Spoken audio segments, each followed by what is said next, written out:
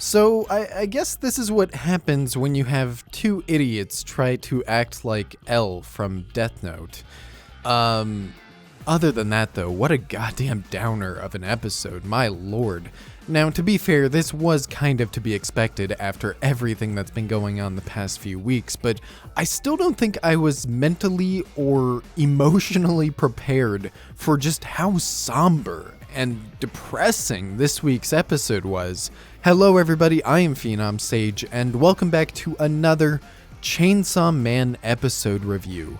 Today we are going to be talking about episode 10, Bruised and Battered, and with that somber, depressing, melancholic atmosphere that you get in this episode, it also ends up raising some interesting insights and questions into some of our other characters, mainly Denji, because one thing that I have been saying through some of these episode reviews is that it's been nice seeing Denji develop and kind of have this mental and emotional awareness that lets him analyze situations and even himself in a way that is surprisingly mature and surprisingly intelligent, something that he clearly struggles with everywhere else. And in this episode, he specifically thinks about how all of these people that he knew are now dead. Himeno, this first person who wanted to be friends with him, who almost gave him his first time, she's now no longer in this world, and he thinks about how he should really be feeling something right now,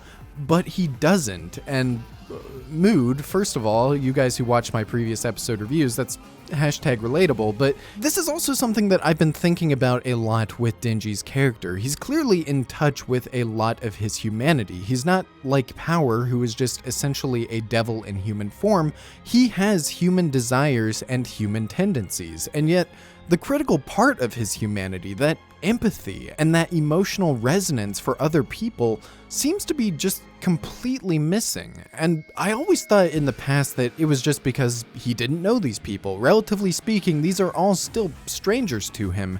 And he's also had an upbringing where he's grown to not get attached or close to these people around him as well. But this episode raises an interesting idea that it's possible that when he died and when Pogita combined itself with him, he lost something within himself that lets him empathize and lets him care about other people. Of course, that could all be metaphorical as well. Everything that I said before could be what's actually going on, but I just can't picture in my head Denji caring about anybody to the point where he would cry over them. He's very self-interested and very self-motivated, and he doesn't really have those bonds that the other people around him do. At the same time though, I do like these little moments in these episodes that do show that he does care or at least understands other people's feelings to the point where he can respect them. A couple episodes ago I mentioned this when he repays Aki for saving him from Kobeni. This episode also has moments like that when he decides to leave an apple for Aki and doesn't enter when he cries. These really understated and subtle moments that give a lot of depth to somebody that on the surface you could just write off as being really selfish and uncaring. Kind of branching off of that in a way, the other thing that I really wanted to talk about in this week's episode was this legendary devil hunter guy. We've seen this guy a couple times in past episodes, and he's always had some interesting dialogue to Himeno about how the only people in this business who survive are the ones who are specifically able to distance themselves and not feel anything about the people around them. People who are uncaring, but also just genuinely goddamn insane. And so begins Denji and Power now having their shonen training arc, which happens to involve getting killed and incapacitated dozens of times. Now, I have to say that as someone who really does love these shonen tropes in storytelling, I know that Chainsaw Man isn't your usual shonen, okay? You don't have to tell me that. There's plenty of subversion and unique takes and originality.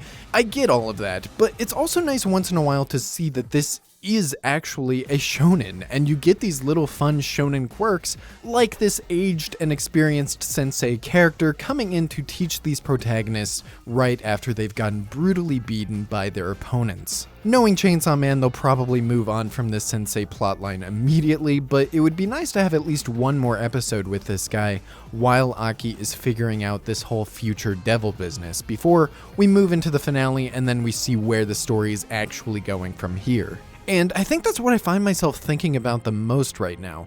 The pacing in this series has been absolutely phenomenal so far, but it also makes me wonder if they've thought about and have a good stopping point in mind for the final episode of this season. I imagine they do. I imagine you have to have one when you're planning a series like this, but I'm also curious what it would be, since it feels like we kind of just wrapped up a big plot event, and it might be a little bit too soon to jump into another. Now, I'll probably be completely wrong about that because this series does like throwing curveballs at you, but I'm definitely curious as to where they'll end up wrapping this one together. Cliffhanger? No cliffhanger? I don't know. Either way, I think it'll probably be pretty goddamn cool. As far as farther future stuff goes, I was getting a lot of bad vibes with this path that Aki is walking on. We've known he was walking on this path all along, but now it's kind of getting recontextualized, where he knows how little time he has left in this world, but is being fueled by revenge right now to spend his remaining years seeking out this gun devil and now the snake devil to take care of them both and get vengeance. I have no idea if he'll pull that off. Knowing some of the more nihilistic tendencies in this show, I could see him not, but I liked the little touch where he sees that letter from Himeno, that message that shows that she always wanted him to back out of this quest for revenge and get out of the special division, and yet he was always blinded by that goal and motivation, and now, even with it right in front of his face, this message and plea from Himeno, he still feels like he doesn't have any other option. Really good character stuff. Aki may very well be my favorite character in the show right now, and I'm really praying that he at least survives for the rest of this season. And I think that's about all I have to say about this week's episode. Really short one this week. Shout out to the production team once again, by the way. This episode happened to be directed and storyboarded by the person who handled episode 4, and even if you can't tell what his style or touches on the episode are specifically, I'm sure you can at least tell that this episode looked 10 times better than what we got last week. Great drawings, great animation work, great little touches in the direction. I loved this shot where Aki reaches over the apple to grab his cigarettes instead. Just tons of little things that add to the story and to the characters and to the presentation. Just great, great stuff. Let me know in the comments or in the Discord server linked below the like button what you guys thought about this week's episode of Chainsaw Man.